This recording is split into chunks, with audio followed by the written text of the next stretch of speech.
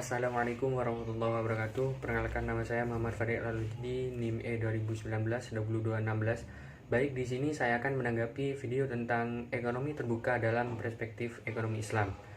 Perekonomian terbuka ialah perekonomian suatu negara yang terlibat luas dalam perdagangan antar negara. Hampir seluruh negara di dunia menganut perekonomian terbuka dengan ikut dalam perdagangan internasional.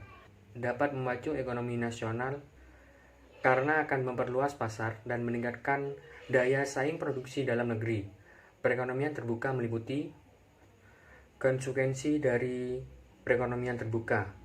Dari segi ekonomi makro, ekonomi terbuka berarti ada pasar keempat dalam proses perekonomian, yaitu pasar luar negeri. Adanya pasar luar negeri mempunyai konsekuensi yang lebih lanjut terhadap pasar-pasar lainnya. Khususnya ada konsekuensi penting yang menyangkut penyesuaian. Pengertian tiga konsep, yaitu yang pertama, permintaan agregat di pasar barang. Yang kedua, jumlah uang yang beredar dari pasar barang. Tiga, harga barang atau jasa. Sirkulasi aliran pendapatan. Yang pertama, perusahaan. Yang kedua, pemerintah. Yang ketiga, rumah tangga. Yang keempat, penanaman modal. Yang kelima, institusi keuangan. Yang keenam, luar negeri. Komponen pengeluaran agregat. Yang pertama, konsumsi rumah tangga atas barang-barang yang dihasilkan atau CDM. Yang kedua yaitu investasi perusahaan atau I. Yang ketiga, pengeluaran pemerintah atas barang dan jasa yang diperoleh dalam negeri atau G.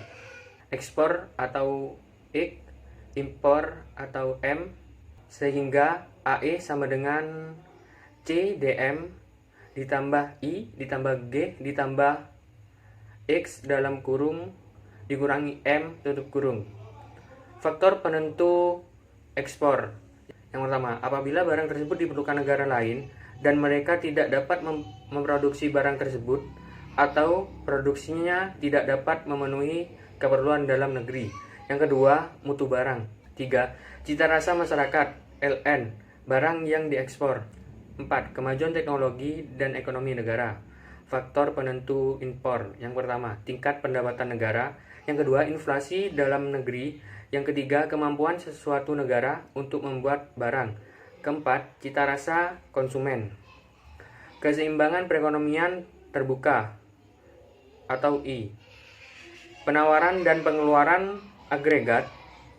Penawaran agregat terdiri atas barang yang diproduksi di dalam negeri yang meliputi pendapatan nasional atau Y, satu barang yang diimpor dari luar negeri.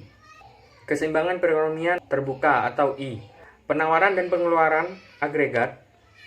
Penawaran agregat terdiri atas barang yang diproduksi di dalam negeri yang meliputi pendapatan nasional atau Y, serta barang yang diimpor dari luar negeri.